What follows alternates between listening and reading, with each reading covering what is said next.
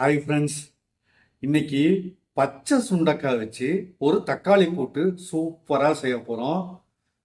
தனியாக சைட் டிஷ்ஷாக புளிக்குழம்புக்கும் ரசத்துக்கும் இது அட்டகாசமான காம்பினேஷனாக இருக்கும். சாதத்தில் பிசைஞ்சு சாப்பிட்றதுக்கு இன்னும் சூப்பராக இருக்கும். வழக்கமான சுண்டக்காய் கூட்டு மாதிரி இல்லாமல், வழக்கமான சுண்டக்காய் குழம்பு மாதிரி இல்லாமல், இது வித்தியாசமான டேஸ்ட்டில் சூப்பராக இருக்குங்க. உங்கள் வீட்லேயும் ஒரு தடவை ட்ரை பண்ணி பாருங்கள்.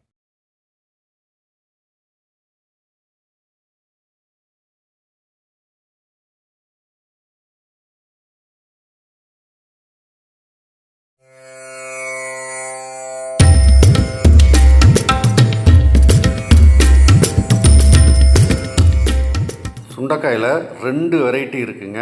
ஒன்று நாட்டு சுண்டக்காய், ஷைனிங் இல்லாமல் தோல் கொஞ்சம் ரஃப்பாக இருக்கும். இன்னொன்று மருந்து சுண்டக்கான்னு சொல்லுவாங்க, இல்லை காட்டு சுண்டக்கான்னு சொல்லுவாங்க. ஆப்பிள் எப்படி ஷைனிங்காக இருக்கோ அந்த அளவுக்கு இந்த சுண்டக்காய் ஷைனிங்காக இருக்கும். ஆனால் கசப்பு பயங்கரமாக இருக்குங்க. அதனால் சமையலுக்கு அந்த சுண்டக்காய் யூஸ் ஆகாது. நம்ம இந்த ரெசிபிக்கு நாட்டு சுண்டக்காய் தான் எடுத்துக்க போகிறோம். சுண்டைக்காயை 2 ஒரு சிசராலேயோ அரிவாள் மனையாலேயோ உங்களுக்கு எது சௌகரியமோ அதுக்கேற்ற மாதிரி வச்சு கட் பண்ணி 1 ஸ்பூன் தயிர் விட்ட தண்ணியில் ஆட் பண்ணி வச்சுக்கோங்க. இப்படி செஞ்சிங்கன்னா வெட்டுப்பட்ட பாகம் கருக்காமல் ஃப்ரெஷ்ஷாகவே இருக்கும். ஒரு சிலர் சுண்டைக்காயை நறுக்கிறதுக்கு சோம்பேறித்தனப்பட்டு லேசாக இடித்து சமைக்க ஆரம்பிப்பாங்க. நாம் இந்த ரெசிபிக்கு இடிக்கக்கூடாதுங்க, நறுக்கி தான் போடணும். இப்போது ஸ்டவ்வை ஆன் பண்ணி ஒரு கடாயை ஸ்டவ்வில் வச்சு ஒரு 2 ஸ்பூன் அளவுக்கு எண்ணெய் விட்டுக்குங்க. எண்ணெய் ஓரளவு மிதமாக காஞ்சதுக்கப்புறம் நாம் நறுக்கி வச்ச இந்த சுண்டைக்காயை அதில் சேர்த்து வதக்க போகிறோம். ஸ்டவ்வை மீடியம் ஃப்ளேம்லேயே வச்சு எண்ணெயிலேயே சுண்டைக்காய் நல்லா வதங்குற மாதிரி பார்த்துக்குங்க. ஒரு 50 to 70% வதங்கினதுக்கு அப்புறம் இந்த சுண்டைக்காய்க்கு தேவையான உப்பு ஆட் பண்ணிக்கோங்க. அதோட ஒரு அரை டீஸ்பூன் அளவு மஞ்சத்தூளும் சேர்த்து ஸ்டவ்வை சிம்மில் வச்சு நல்லா வதக்கிக்கங்க. சுண்டைக்காயை நம்ம எண்ணெயிலேயே தான் வதக்க போகிறோம், தண்ணி ஊற்ற போகிறதில்ல. அதனால் பாத்திரம் கொஞ்சம் லேசாக அடி பிடிக்கத்தான் செய்யும். அதை பற்றி கவலைப்படாதீங்க. நல்லா வதக்கி விட்டுக்கோங்க. அப்பப்போ கரண்டியால் லேசாக தேய்ச்சி விட்டுக்கோங்க. பாத்திரத்தை தேய்ச்சி விட்டு சுண்டைக்காய் நல்லா சுருளாக வதங்குற அளவுக்கு வதக்கி தனியாக அதை ஒரு பாத்திரத்தில் எடுத்து வச்சுக்கோங்க. இப்போது அடுத்த ஸ்டேஜு, ஒரு 3 மீடியம் சைஸ் நல்லா பழுத்த தக்காளியும் ஒரு மீடியம் சைஸ் பெரிய வெங்காயமும் எடுத்து வச்சுக்கோங்க.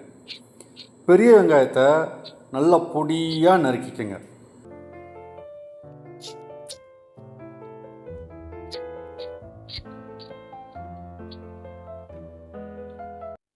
தக்காளியையும் வழக்கம் போல் அந்த காம்பு பகுதியை மட்டும் நீக்கிட்டு பொடியாக வீடியோவில் காமிச்சிருக்கிற மாதிரி நறுக்கி ஒரு பிளேட்டில் தனியாக வெங்காயத்தோடு சேர்த்து வச்சுக்கோங்க.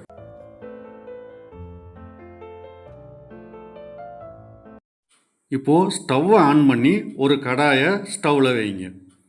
கடாயில் ஒரு 2 டீஸ்பூன் எண்ணெய் ஆட் பண்ணி எண்ணெய் காஞ்சதும் கடுகு உளுந்து 1 டீஸ்பூன் ஆட் பண்ணிக்கோங்க. கடுகு நல்லா வெடித்ததுக்கப்புறம் ஒரு அரை டீஸ்பூன் சீரகம் ஆட் பண்ணுங்கள். சீரகம் செவந்ததும் நம்ம ஏற்கனவே நறுக்கி வச்சுருக்கக்கூடிய வெங்காயத்தோட ஒரு இனுக்கு கருவேப்பிலையும் சேர்த்து நல்லா வதக்குங்க. வெங்காயம் நல்லா செவந்து வந்ததுக்கப்புறம் நம்ம ஏற்கனவே நறுக்கி வச்சுருக்கக்கூடிய தக்காளியை அதோடு சேர்த்து வதக்கலாம்.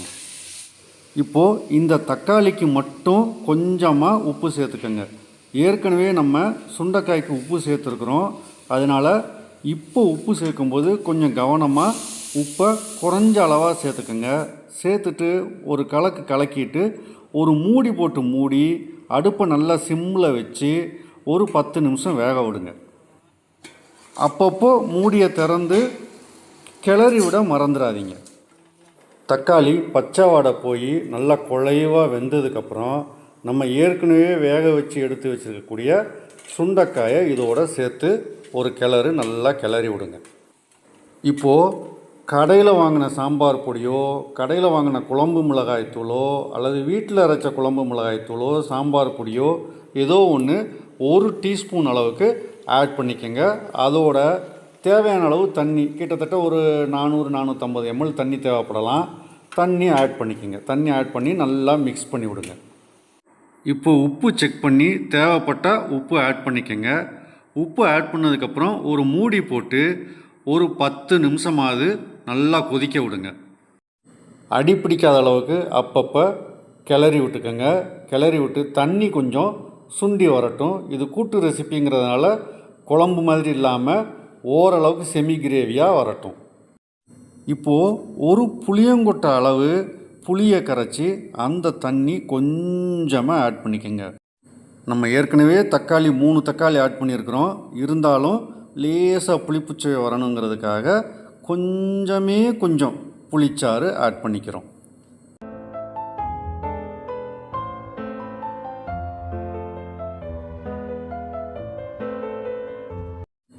புளியோட பச்சை வாசனை போகிற அளவுக்கு ஒரு 4 கொதி வர அளவுக்கு ஒரு 5 நிமிஷம் அடுப்புலையே இருக்கட்டும். நல்லா வெந்து புளியோட பச்சை வாசனையெல்லாம் போனதுக்கப்புறம் ஒரு மூடியை போட்டு மூடி வைங்க. ஸ்டவ்வை ஆஃப் பண்ணுங்கள். ஒரு 10 நிமிஷம் கழித்து பரிமாறலாம்.